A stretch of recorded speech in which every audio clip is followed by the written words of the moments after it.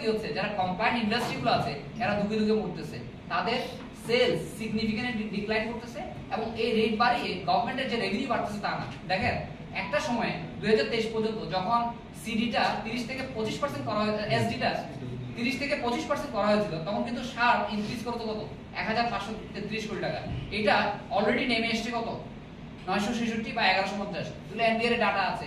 এবং এবার যেটা সিডি আপনার 10% থেকে 10% থেকে কত 15% করছে কার্বোনেটেড বেভারেজের উপরে, মানে কনসেন্ট্রেটের উপরে।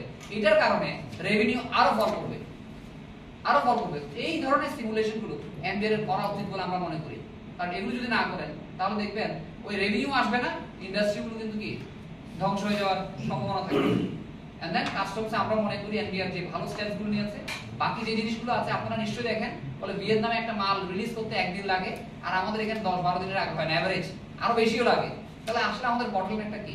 আমরা তো এই সরকারের কাছ থেকে এটাই চেয়েছিলাম যে আমার প্রত্যেকটা স্টেজে কোন জায়গায় আসলে আপত্তিটা আছে, এত সময় লাগছে, আমরা যদি কুইকলি ডিসপোজাল করতে না পারি তাহলে কিন্তু আমার মালটা তাড়াতাড়ি আসবে না, আমরা উৎপাদন করে দিতে পারবো না, আমার ওয়ার্কিং ক্যাপিটাল লাগবে, আমার সবকিছু কিন্তু স্টাক হয়ে থাকবে। আর AEU is a very good steps, আমরা ফিকি থেকে ধন্যবাদ দিতে চাই। আমরা চাই এনবিআর একটা সেন্ট্রাল মনিটরিং টিম করুক, যারা যারা এইইউ লাইসেন্সের জন্য অ্যাপ্লাই করেছে তারা কেন আটকে আছে এই জিনিসটা তারা যেন সুন্দরভাবে তদারকি করে, তাহলে আমাদের ট্রেড ফ্যাসিলিটেশন এই এইইউর কি আপনার one of the core objective will be fulfilled. আর বিফোর আই র্যাপ আপ, আমি মনে করি যে আমাদের tax rate for listed company এটা big burden for our industry, ফিকির কোম্পানিগুলোর জন্য। আদার লিস্টেড কোম্পানি যেগুলো আছে তাদের জন্য কি এই রেট ইনক্রিজটা is very dangerous. Minimum tax যেটা আপনি দেখালাম 1% করেছে এবং 0.25 বা 0.6 থেকে it will be very burdensome. Personal tax এটা কিন্তু হায়ার ট্যাক্স ইনসিডেন্স ক্রিয়েট করছে। Beverage industry will be struggling, কারণ আপনারা নিশ্চয়ই জানেন যে আমি এই ডাটাটা যেটা দেখালাম 54% টাকা কি টাকা দিয়ে দিতে হয় 100 টাকায়। ফুডের ক্ষেত্রে আপনি দেখবেন প্রত্যেকটা স্পিসে বলা হচ্ছে যে আমি এসেনশিয়াল গুডস এর উপর কি দামটা কমানোর চেষ্টা করব। তাহলে দুধ is a substitute of mother milk, it is not a luxury thing. একটা বাচ্চার গ্রোথের জন্য কি দুধের কিন্তু কোনো বিকল্প নাই।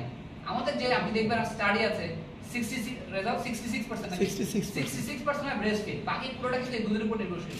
তাহলে এই দুধের উপরে যে আপনার কি এইচএস কোড 1901 এর উপরে যে আপনি আপনার এজ কাস্টম ডিউটি বাড়াই দিলেন, এটার ইমপ্যাক্টটা কি হবে? এটার ইমপ্যাক্ট তো ইমিডিয়েট, যেটা কিন্তু পণ্যের দাম অনেক বাড়িয়ে দিবে।